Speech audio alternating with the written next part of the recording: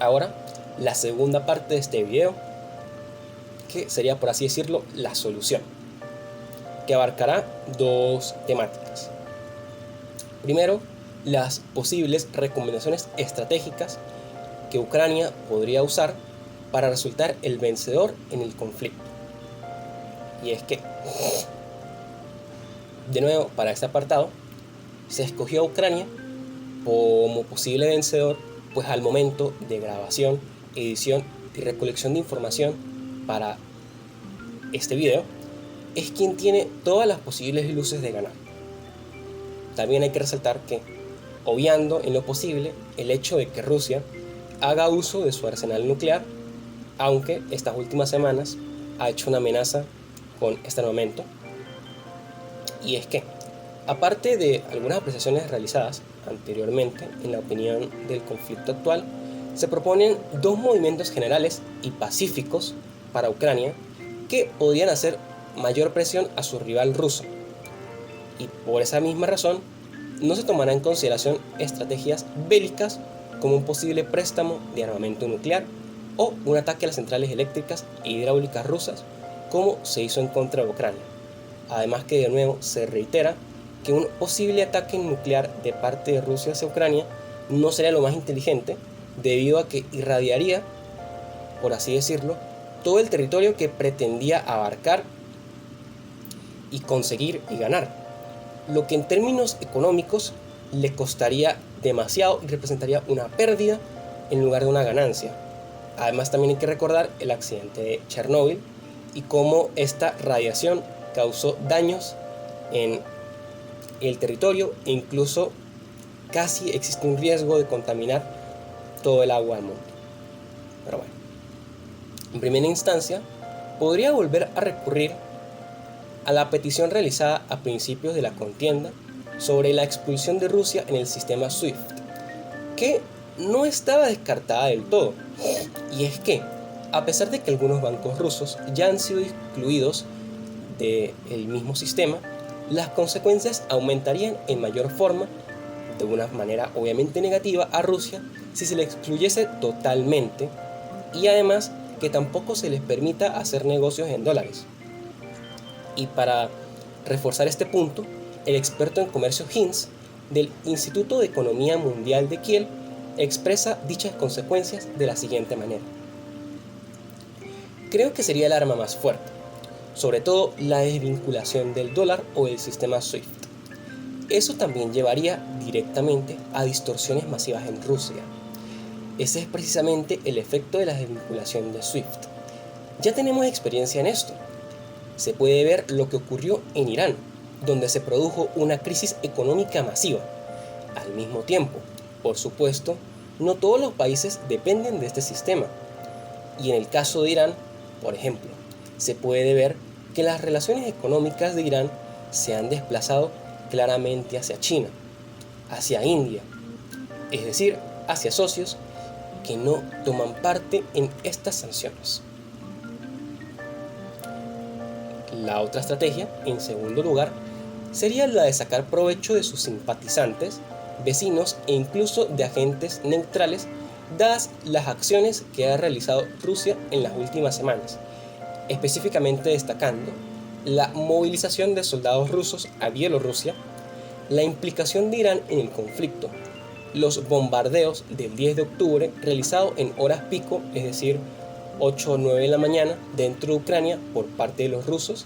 y la ley marcial aplicada en Gerson, Zaporilla, Donetsk y Lugansk.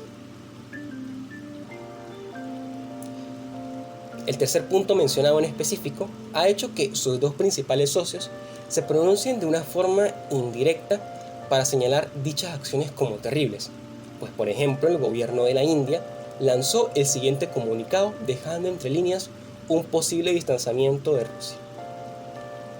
La India está profundamente preocupada por la escalada del conflicto en Ucrania, incluidos los ataques contra la infraestructura y la muerte de los civiles. Instamos al cese inmediato de las hostilidades y al retorno urgente a la vía de la diplomacia y el diálogo. La India está lista para apoyar cualquier esfuerzo destinado a una desescalada. De forma parecida, el gobierno chino también llamaba al diálogo y señalaba que los acontecimientos eran preocupantes a pesar de que este gobierno le brinda apoyo económico a Rusia. A su vez, los demás movimientos no solo han causado que a Irán, por ejemplo, le caigan sanciones económicas por parte de la Unión Europea y que Israel empezara a simpatizar con los ucranianos y posiblemente representara un aliado para los mismos, sino que además la movilización y aplicación de la ley marcial podrían ser una oportunidad en la que Ucrania podría aplicar de nuevo para unirse a la OTAN mediante alguna clase de acuerdo con los Estados Unidos, quien sería el principal beneficiado de todo ello, ya que continuaría su expansionismo en el este de Europa con el fin de controlar más a Rusia. Y es que, recordando que durante los meses del conflicto, la OTAN ha estado constantemente reforzando con presencia militar los países que se encuentran por cercanía a Ucrania y Rusia como un modo de advertencia, y sumado a los movimientos actuales mencionados por parte de Rusia, le permitirían a Ucrania estar en una posición, por así decirlo, más favorable al momento de optar a la unión de dicha organización, pues la OTAN también podría ver como una amenaza a sus actuales países miembros que Rusia movilice soldados a otro país fuera del conflicto, como de nuevo fue el caso de Bielorrusia. Aunque también podría existir la posibilidad de que la OTAN, o más específicamente Estados Unidos, sea quien salga más beneficiado de esa posible acción. Podría ser la más óptima para que Rusia se vea totalmente acorralada por potencias a las que no podría hacerles frente por sí sola y terminaría rindiéndose en un conflicto que, podría decirse, le ha costado más de lo que pensaba que ganaría. Ahora bien, ¿qué podemos concluir como desenlace del conflicto y las posibles implicaciones a nivel mundial? Bueno, como se ha expresado anteriormente, un conflicto que se pensaba terminaría en cuestión de días se ha extendido por alrededor de 8 meses y se ha transformado en una lucha de desgaste y de voluntades, donde los ucranianos se han mantenido firmes y eficaces en contra de los ataques a civiles, los cuales, más que bajar su moral, han aumentado su furia y ganas de luchar, que los ha llevado a tomar medidas preventivas para cualquier catástrofe y daño que sea provocado por los rusos en sus principales fuentes de recursos básicos. En ese sentido, es difícil determinar el desenlace próximo de la actual batalla que se está librando, sobre todo al recordar el orgullo de Putin y que posee armamento nuclear, pues incluso expertos como Mangot expresan lo siguiente: aunque no me parece probable que ocurra en las próximas semanas o meses, no se puede descartar que Ucrania, tal vez con modernos carros de combate, tal vez con una artillería aún más amplia, sea capaz de hacer retroceder a las tropas rusas de forma significativa. Pero los escépticos dicen que, si Ucrania tiene éxito, ¿quién sabe lo que hará Putin para salvar su propio pellejo y evitar la derrota en la guerra? Y ahí estamos de nuevo con la amenaza de la escalada nuclear. Aún así, si tuviéramos que omitir el conflicto nuclear para realizar una hipótesis respecto al desenlace, lo cierto es que el más afectado, e incluso se podría decir que el perdedor del conflicto, ya ha sido Rusia. Por todo lo expuesto, se puede extrapolar con los 3 escenarios planteados en el video de Memorias de Pez sobre por qué Rusia ya ha sido derrotada. Entonces, el primer escenario sería en el que Ucrania se rinde.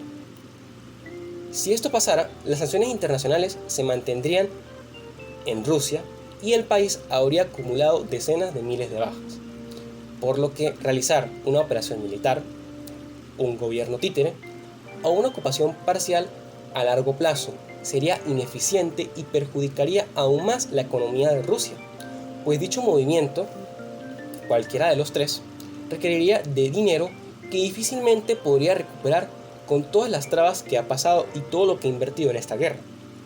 así como también las posibles guerrillas y pequeñas batallas que seguirían desarrollándose por parte de la población ucraniana. Incluso,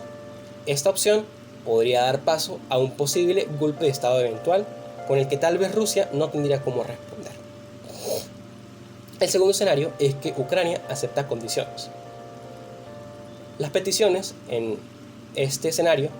que pide Rusia y que a lo largo del conflicto se han visto expresadas son: la primera, la independencia de la región del Donbass; la segunda es la anexión de Crimea; y la tercera es una neutralidad de Ucrania al ser parte de la OTAN y la Unión Europea. En dicho caso, Rusia seguiría más o menos en el estado en el que empezó.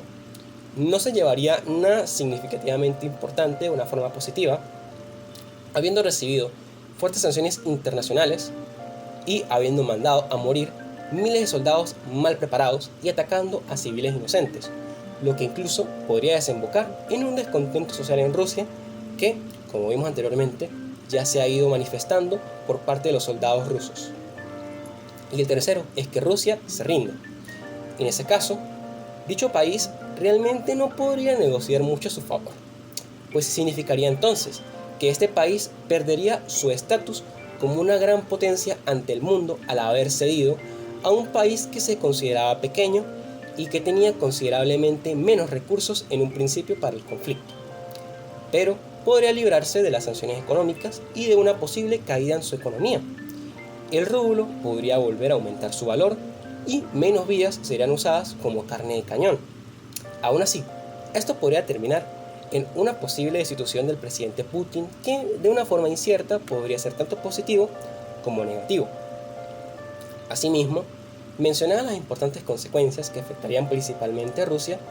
también hay que agregar que como producto de este conflicto, tanto la OTAN como la Unión Europea e incluso países neutrales, no solo tendrían a Rusia bajo un umbral mucho más estricto al vigilar cada mínimo paso que dará, sino que además las mismas se desarrollarían aún más en cuanto a unión y armamento táctico, que incluso, siendo un poco imaginativos, podría darse el caso de que ambas organizaciones realicen un tratado o un convenio para unirse en pro de detener movimientos sospechosos o incluso para desarmar parcialmente a Rusia de su armamento nuclear, haciendo algunas modificaciones en el Tratado de No Proliferación Nuclear. Y finalmente se dejarán algunas de las referencias bibliográficas usadas para este video. Eso es todo. Se despide su anfitrión Rafael Osorio, recordándoles que la guerra nunca cambia.